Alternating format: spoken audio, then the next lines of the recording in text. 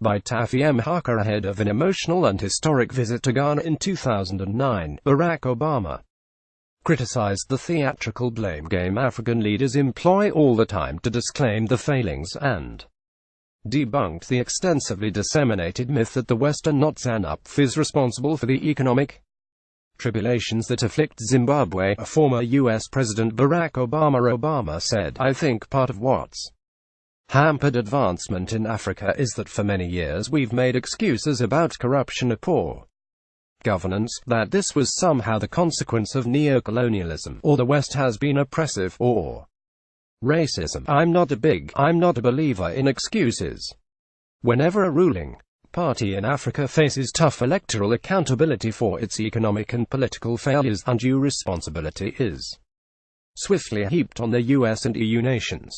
While the evidence to substantiate allegations of electoral interference and secret participations in African affairs is characteristically scant, African leaders always tag themselves faultless for a rash of reckless policies, wasteful expenditures and high levels of corruption." Obama alluded to this African skullduggery when he added, "And yet the fact is we're in 2009. The West and the United States has not been responsible for what's happened to Zimbabwe's economy over the last 15 or 20 years. It hasn't been responsible for some of the disastrous policies that we've seen elsewhere in Africa. And I think that it's very important for African leadership to take responsibility and be held accountable." Olusegun Obasanjo expressed comparable thoughts in May at the launch of the book Making Africa Work in Durban. He said, "We have heard enough talk. We have had enough of the blame game. Yes, the colonial powers did not do it right. But we have been independent now for almost 60 years. What have we done? The fault lies with our leaders.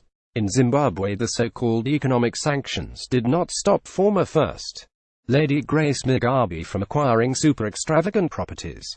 And Doha-based news channel Al Jazeera has described President Emerson Mnangagwa as a successful businessman.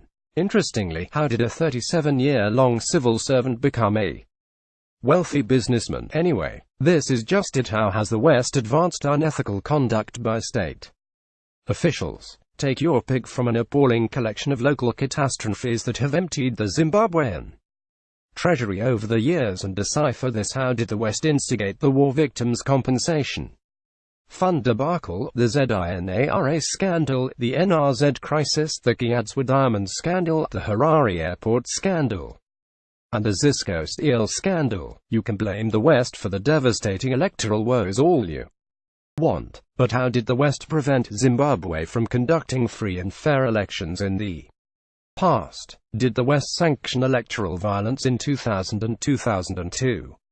Did the West fail to provide Zimbabwe with a credible voters' rolls in 2008 and 2013? Did the West halt the privatization of Zim Papers and ZVC? Did the West enact dubious laws such as AIPPA and POSA? Before we overthink the causes behind the deplorable situation we find ourselves in, we must deal with the blame game. A few weeks ago, Mnangagwa and the self-styled Team Lacoste were the local villains on the run. But after the November 14th coup, zanu-pf shifted all the blame for the never-ending economic and social challenges on the so-called G40 faction. Yet before that military invention happened, it was all the fault of the MDC, white commercial farmers, Zim and ZAPU.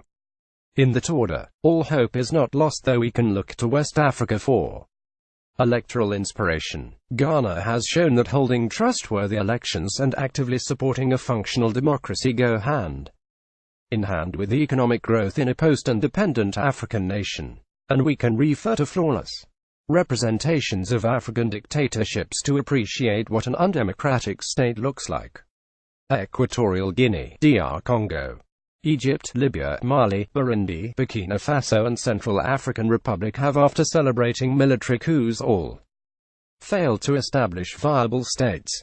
Although democracy is not a prerequisite for economic development, China is the only state that has managed to develop a modern, market-oriented economy without political openness.